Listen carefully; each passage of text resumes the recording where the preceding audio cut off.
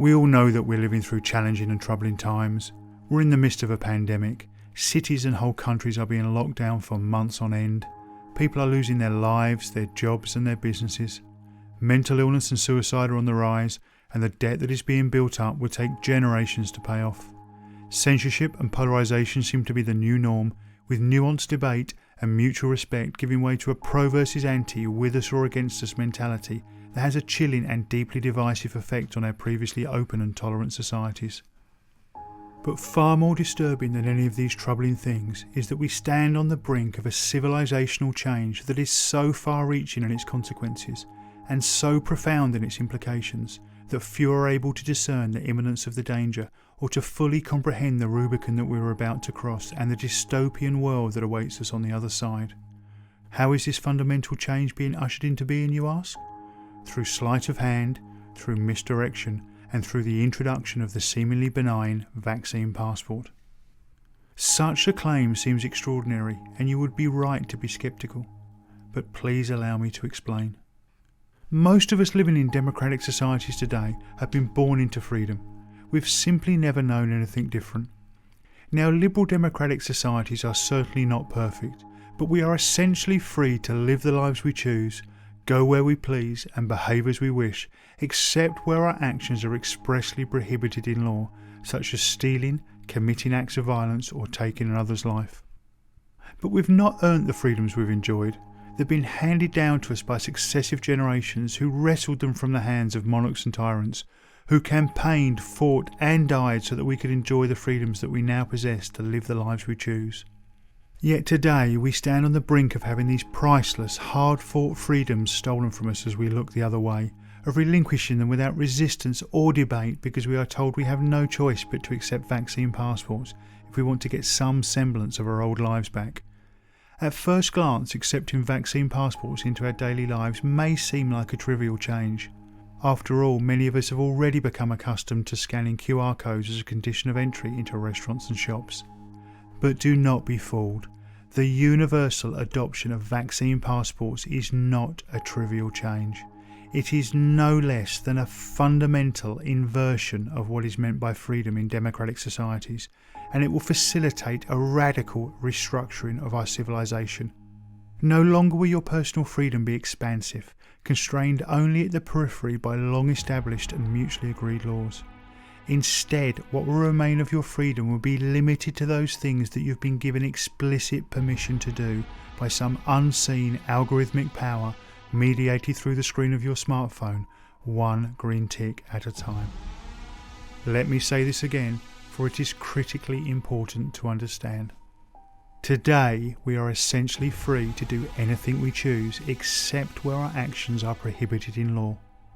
However, after the introduction of vaccine passports, that concept of freedom will be consigned to history, replaced by a completely new system in which you will only be allowed to do the things that you have been given explicit permission to do. This is what I mean by a fundamental inversion of freedom. Almost overnight, our enshrined and protected freedoms will become mere privileges, temporarily granted to us for compliance and good behaviour. Can I go into this restaurant, this concert, this sporting event? Can I get on this bus, this plane or in this taxi? Can I go into this shop, this doctor's surgery or even into my place of work? Participation in such trivial day-to-day activities will be contingent on permissions granted to us via our smartphones, permissions which themselves will be liable to change from one day to the next. And don't think for a second that because you are now double vaccinated this won't apply to you. Australia, a country of under 26 million people, has recently signed contracts to secure a further 195 million vaccine doses on top of the millions of doses already purchased. That's about a booster shot every 6 months for the next 4 years. So in a couple of years from now, if you are 2 days late getting your booster shot for the latest COVID variant, you might as well forget that dinner with friends at your favourite restaurant. Those privileges will have been automatically revoked. And it won't stop there. Vaccine passports are just a Trojan horse. Behind the seemingly benign functional facade lays a digital ID scheme built on a software platform that is designed to be extended over time. Today you'll just get a simple binary green tick or red cross indicating your authorised inclusion or exclusion from everyday society. but tomorrow you'll be rated on every aspect of your life. Points added for behaviour deemed supportive of the government and big business. Points subtracted for anything deemed to be divergent from the required norms. So how many times did you inadvertently break the 1.5 metre social distancing rule today? What about that mildly critical post on social media about some government policy? What about that video you shared with a friend raising legitimate questions about the current approved narrative? Watch your social credit score tumble, and as it does, your access to the services essential for everyday life revoked, one privilege at a time. This sounds extreme, but the social credit system is already a reality in China, where people can't even board a train if their score falls below a certain threshold. Make no mistake, this is coming soon and to the entire world, and it's coming hidden in the vaccine passport Trojan horse. While such a world may seem implausible to us, if we stop and reflect for just a moment, it becomes clear that COVID-19 has already given us a taste of a world where what is permitted, and with it the boundaries of our freedom, changes on a day-to-day basis. The desensitisation has already begun. Although this vision of our imminent future is shocking enough, the true dystopian power of such a scheme only comes into view when we situate the vaccine passport digital ID platform in the context of the high-tech, highly surveilled world we already live in. It's no secret to anyone that the global tech giants monitor and record our every online action, with each post liked, every article shared, ad clicked and video watched used to build detailed profiles on us. These big data generated psychographic profiles are not only used to determine what products we may want to buy, but also, more chillingly, to infer our political preferences, our opinions, attitudes and beliefs, and even our innermost drives and fears. It really can be argued that, armed with big data, AI algorithms and near infinite computing power, Google, Facebook and Amazon really can know us better than we know ourselves. Furthermore, after Edward Snowden's revelations about the NSA's illegal and ubiquitous surveillance programs in the US, working hand in glove as they did with their Five Eyes partners in the UK, Canada, Australia and New Zealand, most reasonably informed people know that governments collect and store vast quantities of data on their citizens, including almost all telephone calls, text messages and emails. Every aspect of our lives today is monitored, scrutinised and profiled as part of the national security apparatus of the state or the for-profit apparatus of big business. To date, the Faustian bargain that we've made with big tech seems to result in little more than a gentle nudge here and there from an online ad or an eerily accurate Amazon recommendation to purchase something that we didn't even know we wanted. However, this will all change, and change forever, if we allow the vaccine passports to roll out. Why? Because the vaccine passport and the social credit system it will rapidly evolve into is the final missing piece in an automated architecture of total surveillance and social control. George Orwell has made us all familiar with the watching and monitoring aspect of surveillance, and we all intuitively know that the act of being watched puts pressure on us to conform to certain rules and norms. Think speed cameras on the roads and CCTV cameras in shops and town centres. But there is another aspect of surveillance that, apart from the occasional speeding fine, few of us have experienced, and that is the disciplinary aspect of surveillance, the punishment for non-compliance that's received at the sharp end of the surveillance architecture. Until now, that piece of the puzzle has been missing, but with the advent of vaccine passports, the mechanism to automatically discipline those who do not submit to prescribed norms and mandated rules will be carried in everyone's pocket every moment of every day. There is a term that's used in the academic discussions on surveillance known as turnkey totalitarianism. This is the idea that the surveillance infrastructure for a totalitarian system has been constructed around us, but it has not yet been switched on. The machine is ready, but the key has not yet been turned. Vaccine passports are the last part of that infrastructure, the last cog in the machine. They are the disciplinary sharp end of the totalitarian system of surveillance and control. Once we allow this final, critical part of the infrastructure to be slotted into place, once we accept it as just a normal part of daily life, the key will be turned, the Rubicon will be crossed, and there will be no going back. There will be no space for dissent, no opportunity for debate, and no room for deviance from prescribed norms and mandated behaviours.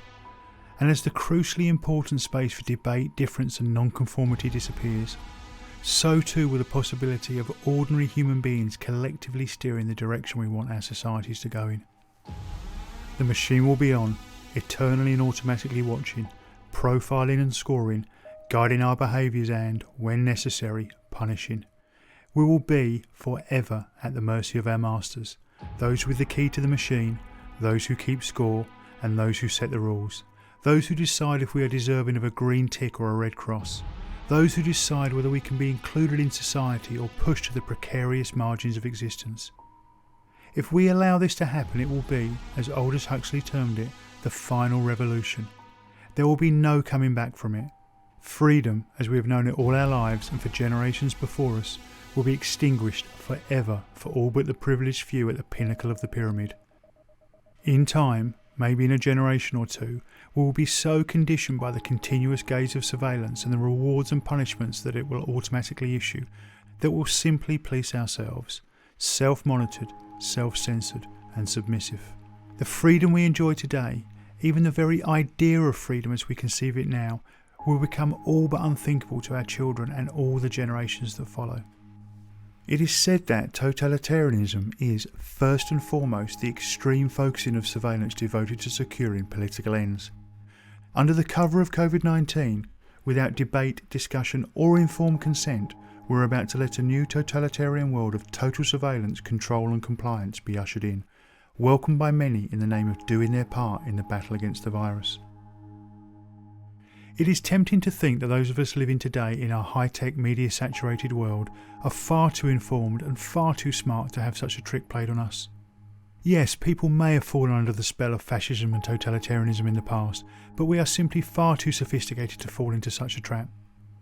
But is that really true? Are you sure? Look around you. Look at the censorship. Look at how little deviance there is from the approved narrative on the mainstream media. Look at how fear is being used to corral and control us. Look at how we are becoming divided around the ideas of masks, vaccines and lockdowns. Look at the in-group, out-group mentality that's beginning to form.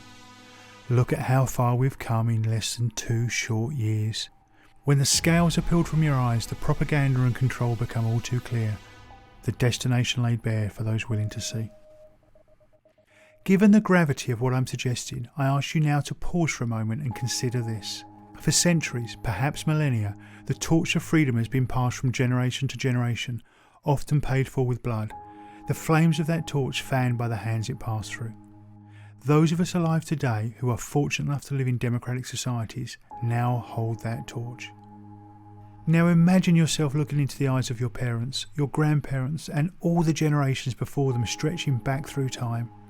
Look at all those who gave their lives so that we might live free, who fought, who campaigned, who protested, who faced down despots so that individual liberty could be secured for them and for their descendants. Are you willing to look them in the eyes and tell them that you let the torch go out forever because of a virus? That you let the flame die because you were too fearful, too apathetic, too trusting or too easily manipulated to stand firm, stand tall and keep the flame alive? Now imagine yourself looking forward in time and bring to mind all your descendants, your children and your grandchildren, be they living or yet to come, and all those generations that will follow us. Look them in the eyes and tell them that the gift of freedom was handed down to us, but we allowed it to be taken from us and hence from them because we didn't see the sleight of hand trick that was being played, or if we did nothing to stop it. Can you feel the weight of responsibility that rests upon your shoulders now? Will you be able to live with the shame of knowing that you were one of those who stood idle, locked down, cowered in your home as the precious gift of freedom through sleight of hand, manipulation and misdirection was stolen from you and from all future generations to come? It should not matter where we find ourselves on the political spectrum, what our views are on masks, vaccines and lockdowns, whether we are rich or poor, or even if we are in the police or the military. We may disagree on many things, but surely we can all agree on this, that the freedom we enjoy today is the most precious of gifts, that it's been passed down to us and that it must be cherished, nurtured and defended at all costs for the generations to come. It should be clear by now that the vaccine passport, COVID pass, green pass or however they choose to brand it has absolutely nothing to do with your health, and despite how it's being sold to us, its global rollout is not the way we will get our old lives back. In fact, the reverse is true.